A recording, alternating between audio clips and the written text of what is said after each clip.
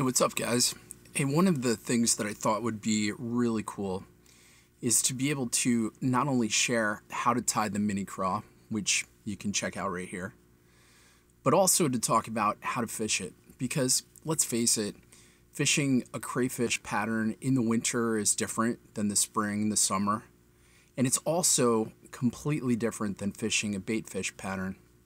So what I thought I would do is show you guys a couple extended clips, talk through what I was doing and why, and hopefully it fast tracks the amount of time it takes you to hook up with a beautiful smallmouth or walleye. Alright, so let's take a look at the weather. Beautiful, right? Temps in the 50s, not a cloud in the sky, just gorgeous. Water. So, temperature 46 degrees, visibility about 2 feet, and we are fishing water of a depth of about 6 to 8 feet. Alright, so with this clip, there's a couple things that I want you to see. One, remember the fly is heavy, right? Two, I've got a sink tip on there, a long leader. Cast it upstream, and I'm letting it sink. I don't know what, 3-4 seconds. Now I start the retrieve. Small, little, tight movements. Feel the resistance, do a strip set, then go right into the the traditional trout set, bring it in. Now, with the water being so cold, you really have to be cognizant of the fact that you want to move it in very small increments. I tried all sorts of bait fish patterns earlier in the day and just couldn't buy a hit.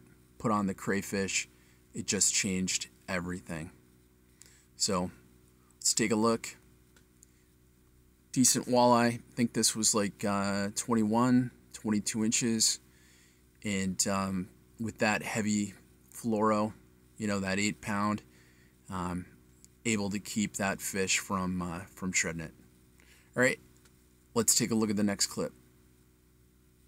So with this next clip, you'll see some similarities as well. A little different though, because there's a back eddy here, so the current is coming from right to left. Cast up. Notice I'm walking, I'm letting it sink, get down. Again, 3-4 seconds. Still slack. Now I'm starting. Small movements, feel the resistance, set the hook. So a real key thing here with fishing these crayfish is making sure that they're down. The cool thing about the micro craw, if you lose it, who gives a crap? It takes you 5 minutes to tie, and the materials are dirt cheap. If you're not putting it down in the rocks where these smallmouth and walleye are hanging, you're just not going to catch the fish.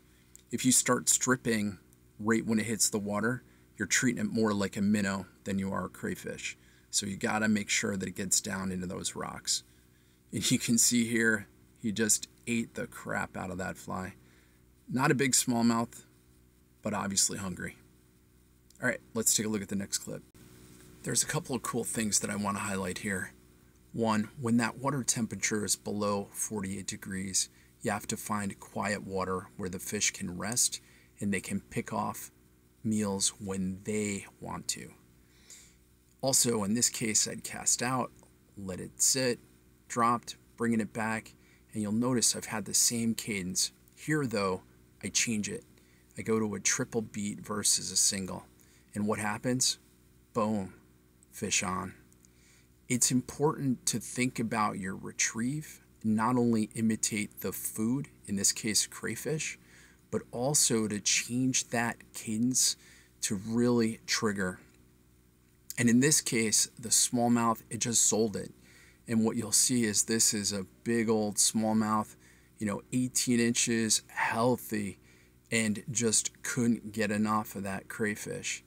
And I really believe that if I had not changed the cadence, if I hadn't gone to that triple beat versus that single or double, it really would not have sold it.